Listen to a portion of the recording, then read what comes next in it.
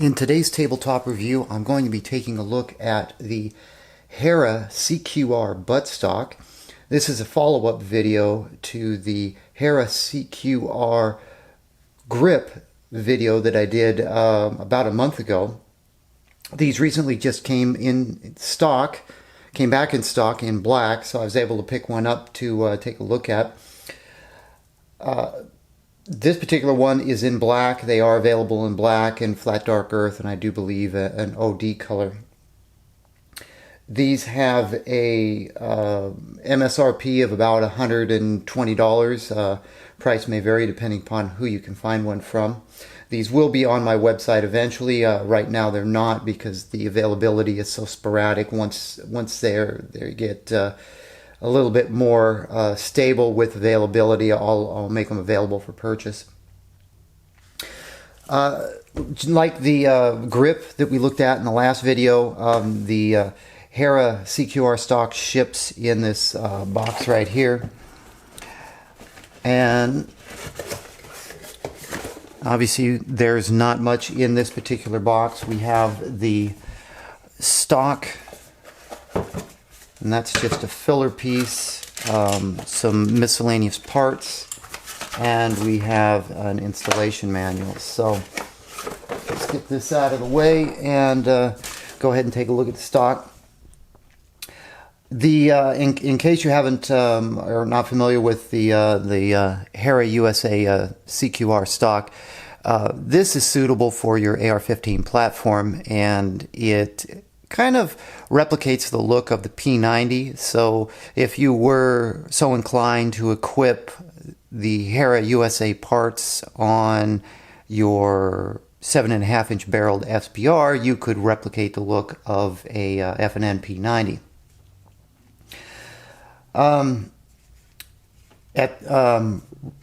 Out of the box right here, we've got a 15mm spacer installed back here that's removable. These bolts in the back right here can be removed, and you can remove that spacer.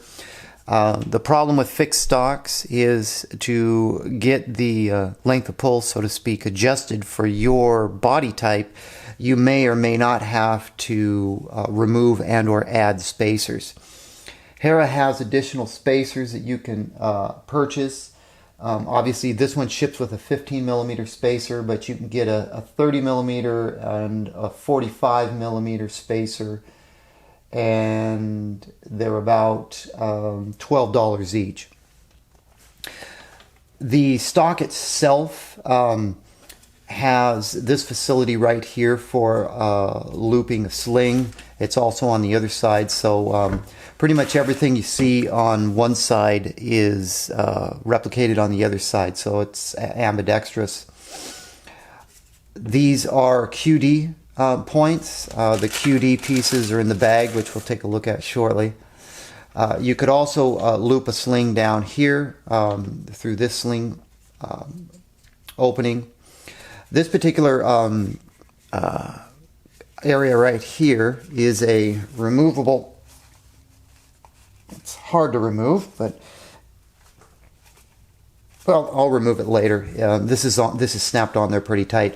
Underneath here is a Picatinny Rail, and you could, if you were so inclined, you could use it for a monopod. If you were putting this on a longer barreled rifle and you needed the facilities of a monopod, you've got the integrated Picatinny Rail. Again, we'll take a look at that later. There is a filler piece that covers this right here. This is your grip, so to speak. So there is a piece right here that's removable, and it's removable so you can get this installed and get the bolt screwed into your lower receiver. There's also a facility right here for your spring, and we'll take a look at that. There's a little rubber piece that slips in there, and you put the spring in it. So that's we'll take a look at that during the install. What ships in the bag? Not a lot. There's no tools that ship with this. You've got the little rubber filler piece for the spring that we talked about. You've got two QD points and basically they go in on each side, and then you have a small hex bolt that's used to tighten these two together. You've got this front filler piece, which is textured, which snaps on right there, and then you've got this larger bolt right here, which I believe goes in there. It's for the for attaching this to your lower receiver.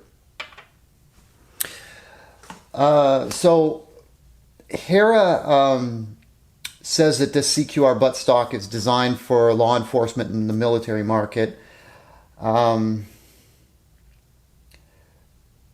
It's designed for a mil-spec buffer tube, so of course we're assuming we're going to put this on a AR-15 that uses a carbine buffer tube. I do not know if this will fit on a commercial spec buffer tube. Sometimes the commercial spec buffer tubes are a little bit longer. The weight of this is 16 ounces. And if you take into consideration the weight of a regular stock and a grip, let's say like a B5 stock or something that's got battery storage compartments, that and a grip, or that type of a stock and a grip, probably weigh around 14 ounces roughly. But if you were to go with like a Magpul CTR stock and a grip, that would probably weigh about 13 ounces. So roughly this is either 2 to 3 ounces heavier than probably what you might have on your AR-15 right now. And let's see, those are pretty much all of my talking points. Out of the box, let's see if I've got any other comments looking at this out of the box. We have a seam line right here across the top, which I can actually feel. I don't know if this seam line would be problematic with a cheek weld. The ridge, this side is higher than this side, so if I push my finger forward, I can feel a ridge. That might be an irritant to a cheek weld, depending upon who you are. If you got a beard or whatever, probably not probably a non-issue. That was really the only thing that jumped out at me for the fit and finish on this, was that uneven seam right there. There are notches on the top, which I'm not exactly sure what those are. On Hera's site, I couldn't find any products that fit here. But it's very possible that might be for some sort of a cheek riser. That would be the logical assumption. Other than that, this particular piece right here, not that it's a complaint, but this is on there really tough. I got to stick it in my lap and really squeeze and yank on this to get this off. So it's I wouldn't consider that a negative. It just basically means you're not going to whack it and lose this piece somewhere down the line. But other than that, high quality polymer construction from what I can see. It does appear to be a multi-piece construction. We've got Torx bolts that hold this together. Got some bolts on the back as well. I'm not going to fully disassemble this because I don't see the purpose of disassembling it. But that's pretty much all the comments I have. So far, I'm real happy with what I see and what you get for the price. If I had to throw any comments out there, it would be nice if they included the tools for putting this together. A couple little Allen wrenches would be nice to include for putting this on your rifle, but of course that's not a deal breaker. So what we're going to do is we're going to transition over to the workbench, and I'm going to install this on a SBR, a registered SBR that I have, so we can test the fitment and you can kind of get an idea of what this looks like on an SBR. Okay, we've transitioned over to the workbench. I've got my SBR out here. You can see that I've put the CQR front grip on this particular rifle. Now I know the colors are going to be off because the color scheme on this particular rifle is flat dark earth and black, And you know, if I decide to keep these Hera parts on this particular rifle, I'll put a different handguard on this instead of this Troy Alpha handguard. But you can see that the way the grip more or less follows the contours of the lower receiver. It does sit a little bit lower than I would like. I would definitely like this to sit a little bit further up so this more or less flows right into the design of the lower receiver.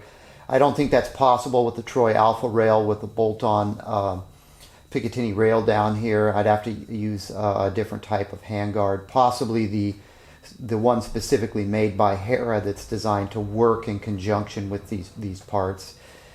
But you know, the length is good. And the fit on it is good as well. So going back to the CQR stock, I did pop this rear cover off. You can see that's just a plastic Picatinny rail down here that you can attach a monopod or something to. This particular cover is just it's on there really tight. You got to really squeeze this to get it off. So what I'm going to do off camera, I'm not going to do this on camera, is I'm going to remove the Magpul grip and the ATI stock that I have on here. I also have a Magpul ASAP sling plate, which is a bit larger than stock sling plates. So I'm not sure if the CQR stock is going to be accommodating for the ASAP sling plate. We'll find that out shortly, see if that's compatible. If not, I'll have to actually remove this sling plate and put a standard latch plate on this. So I'm gonna go ahead and strip this down, and we'll come back and we'll see if everything wants to cooperate. Okay, with the stock and the grip removed, I went ahead and tried to slide this on. One of the things the instructions basically say is you can loosen up these two torque screws here and on the other side, so 4 in total. You can loosen these up and this will slide on the buffer tube much better because it is pretty tight. I did try to slide it on without loosening up the screws. And of course, did run into a problem. The ASAP sling plate, the Magpul item, this is not designed to accommodate that type of a sling plate. So what I'm going to have to do, you can see we've got a small gap right there, and you can see how this is not fitting correctly because of the ASAP sling plate. So I'm going to actually have to remove the castle nut and remove this sling plate and put on a standard mil-spec sling plate, one that doesn't accommodate a QD attachment point. And we'll be back to take a look at this.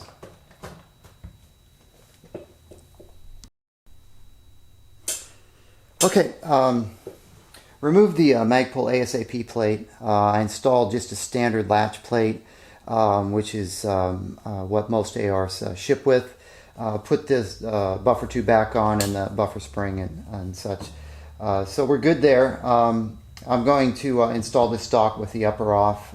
It's easy to maneuver around my limited workspace without the upper receiver on it at the moment. So going back to the CQR stock, 2 bolts here, 2 bolts here. You can loosen those up to make this easier to slide on. Now, one thing I noticed is when this slides on, it's a little bit off. It's doesn't just slide right on. This stock is actually hitting this piece down here, this tang that the grip normally goes on. So it's off, not by much, but I've got to actually kind of force it in there because you can't really see that too well, but maybe you can see. You can maybe make that out.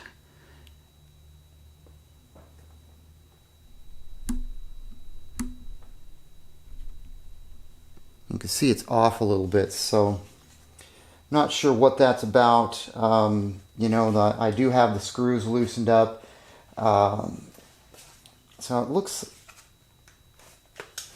Put it in my lap for a moment.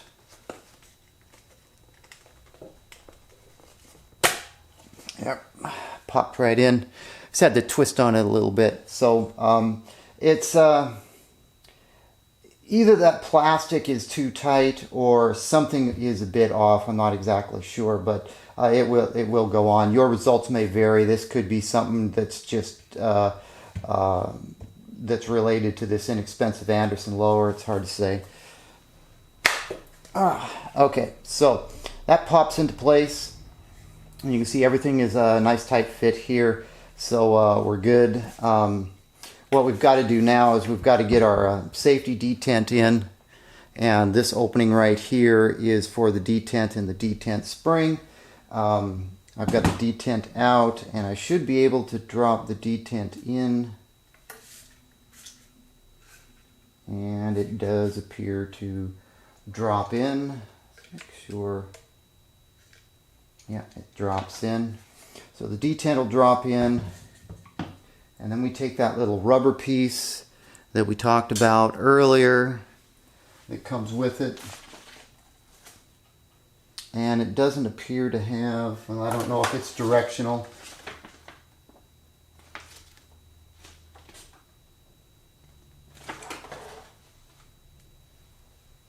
Yeah, it doesn't say much in the instructions. Your selector detent spring goes in like this. And let's see, okay, so there is a flat, appears to be a flat top on this rubber piece. The instructions were not real specific about how that's supposed to work. And so obviously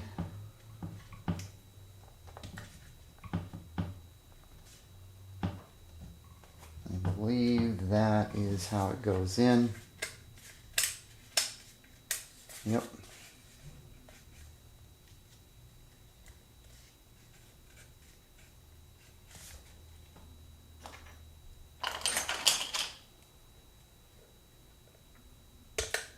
There we go. Now I may have this rubber piece in backwards because there's a little lip on the top and there's nothing on the bottom. So I'm going to go ahead and fix that. The instructions that ship with this are actually rather basic.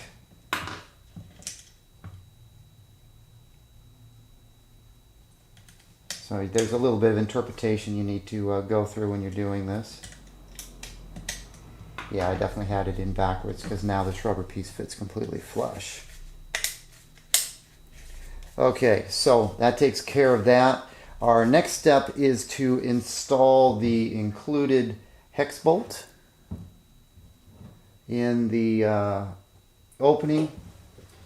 And now their instructions, I do believe they said their instructions was to use a ball-headed hex key. I don't happen to have a ball-headed hex key, so I'm going to use whatever hex key I happen to have. And hopefully we don't have any issues. So I've got just a standard hex key.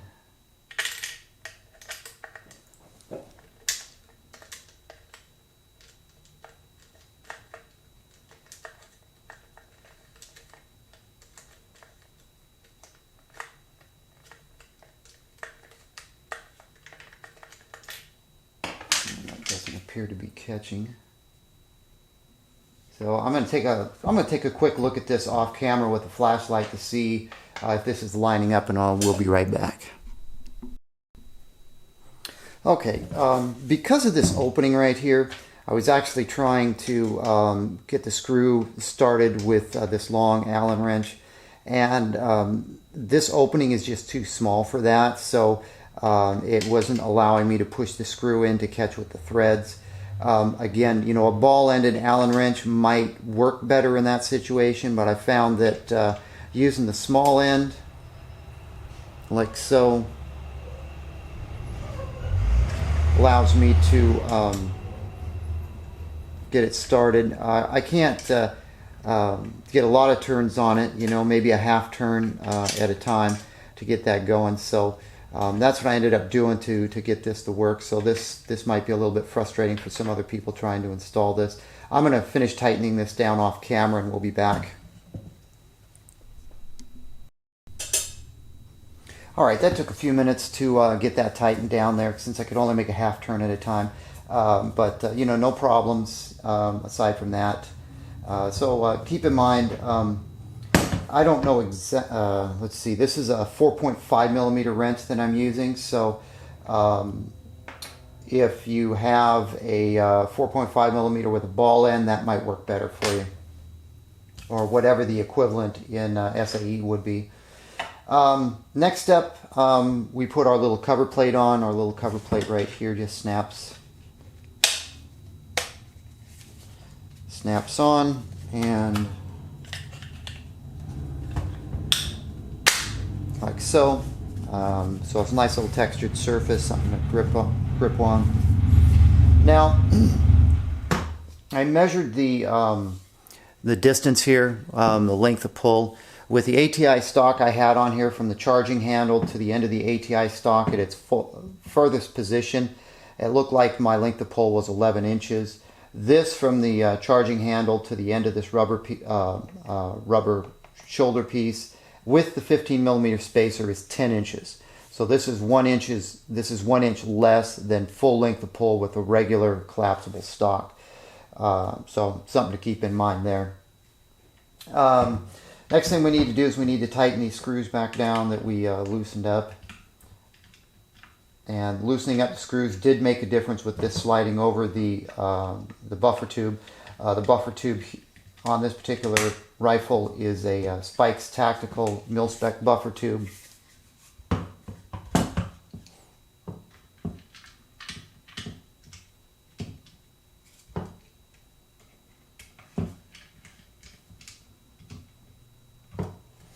All right, moving on, we are going to install our QD latch points here. They basically slide on. You've got two of them, or one on each side, and they just kind of slide into place. And then you've got an appropriate bolt. The bolt only goes through one side, and I do believe it's this side.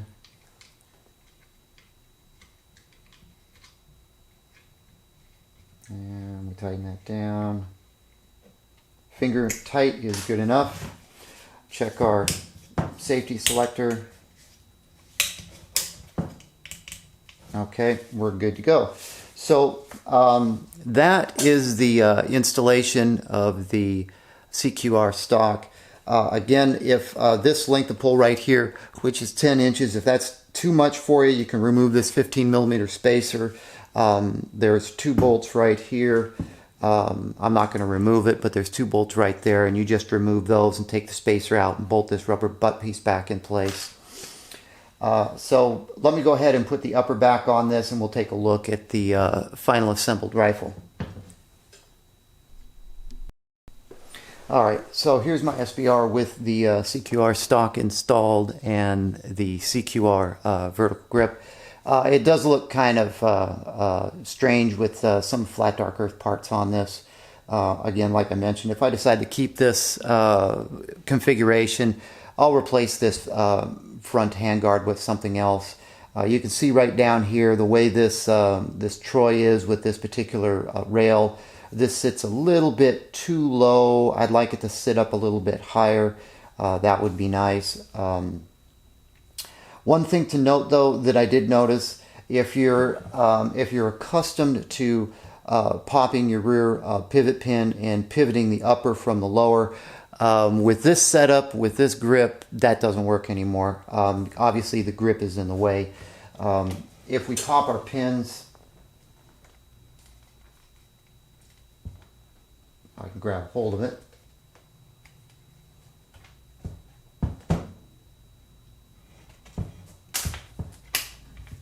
Pop our pins.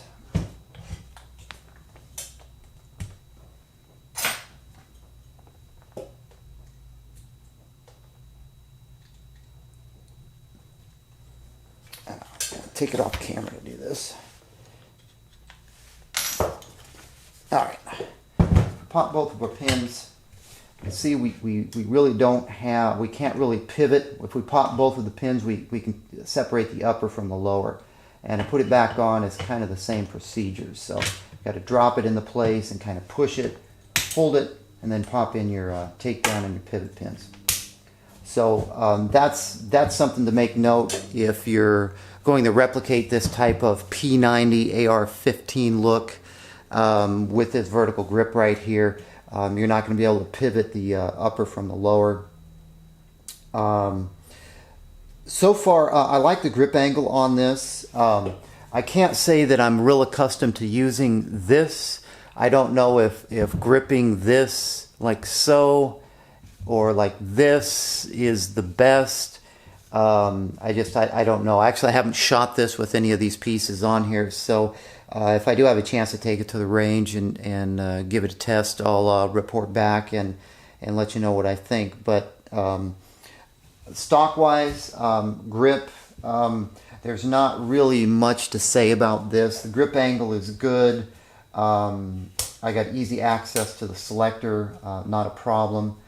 I am used to a little bit more length of pull. Again, it's, you know, I know you should probably keep your cheek on this and keep your nose as close to the charging handle as possible, but that just isn't, that doesn't always work the best for me. I like to have my cheek a little bit further back, but this is, like I said, only 1 inch shorter than what I was running on here. So pretty good setup so far. That's probably going to wrap it up for this review and installation of the HeraUSA CQR stock on this SBR.